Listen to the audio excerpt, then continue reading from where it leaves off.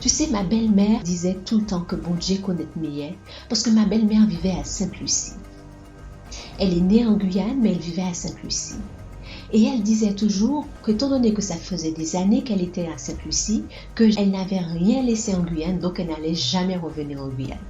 Mais je ne sais pas si tu as vu toutes mes vidéos, mais il y a une vidéo où je parle d'elle, où elle demandait à Dieu de permettre que dans sa vieillesse, elle puisse vivre de bonnes années.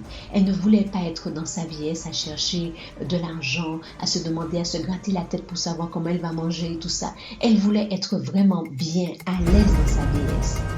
Et elle était à Sainte-Lucie, donc elle avait avancé sur sa petite maison. Elle avait une petite maison qu'elle avait essayé de finir comme elle pouvait. Elle était là, elle se disait, voilà, Dieu a répondu à ma prière.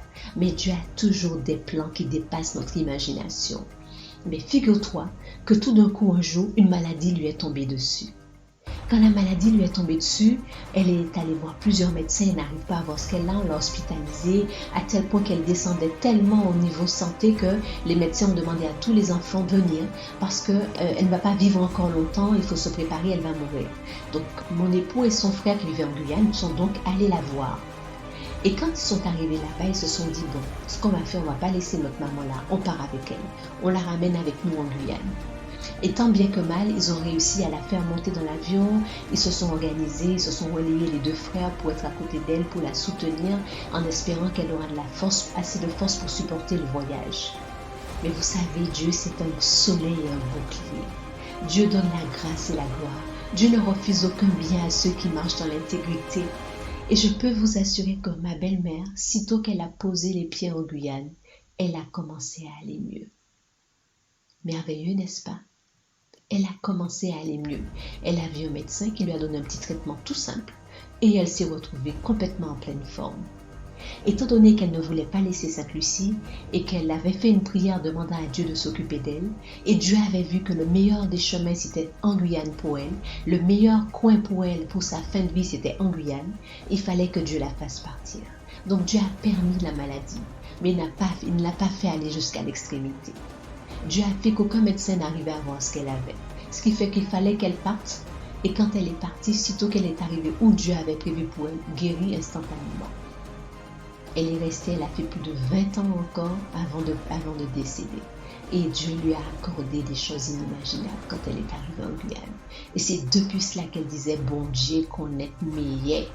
Dieu sait ce qu'il y a de mieux. Je vous assure, croyez-moi, je vous assure, cherchez à connaître Dieu. Dieu a des plans, mais tellement inimaginables pour nous. Quand on cherche l'Éternel, il nous répond, il nous délivre de toutes nos frayeurs. Vous savez, quand j'étais plus jeune, ma mère, elle ne cessait de prier pour demander à Dieu une bonne maison. Elle voulait une bonne maison parce qu'on vivait dans une maison qui était faite à l'époque en fibrociment. Je ne sais pas si vous avez connu le fibrociment. C'était pas la meilleure des maisons, on n'était pas vraiment bien installé. Et ma mère tout le temps demandait à Dieu de l'aider à trouver l'argent, à trouver un bon travail pour qu'elle puisse avoir une bonne maison pour pouvoir s'occuper de nous, ses enfants. Voyez? Et un jour, alors qu'on était là, on a vu que la mairie de la ville a commencé à faire des travaux pas loin de la maison, sur le chemin près de la maison. Mais comme on habitait sur une petite colline, donc nous étions en contrebas de la route et la mairie travaillait sur la route. Et bien, figurez-vous qu'un jour, on ne sait pas comment, sans crier gare, un camion a mal pris la route qui passait au-dessus de chez nous et le camion est tombé sur la maison et comme c'est en fibrociment, ça l'a cassé. Heureusement, il n'y avait personne, nous n'étions pas dans la maison. Donc, quand nous sommes revenus, nous avons trouvé la maison cassée, un camion complètement renversé sous la maison. La mairie s'est occupée de nous. La mairie nous a installés dans une école en tant que personne sinistrée. Enfin, ma mère se désolait. Ma mère se disait, elle qui priait depuis un moment pour demander à Dieu de l'aider, la seule chose qu'elle avait, cette petite maison, au lieu que Dieu l'aide, Dieu a cassé la dernière chose qu'elle avait, la seule petite chose qu'elle avait. Mais Dieu, à quoi tu joues? Mais Dieu, qu'est-ce que tu fais? Ma mère se désolait. Mais avec Dieu, Dieu fait des traits droits avec des lignes complètement obtuses, obliques, carrées dans tous les sens. Dieu ne fait pas une ligne droite. Dieu passe par toutes sortes de chemins et son chemin est toujours le meilleur. On a l'impression qu'il nous emmène à gauche ou à droite, mais rassure-toi, c'est droit devant qu'il va. Ça a l'air de l'impression d'être complètement en zigzag, ça n'a pas de sens, mais Dieu sait ce qu'il fait. Eh bien, figurez-vous que la mairie a versé des sous à ma mère, ce qui fait qu'on a eu de l'argent pour faire une bonne maison et on a été mieux installés.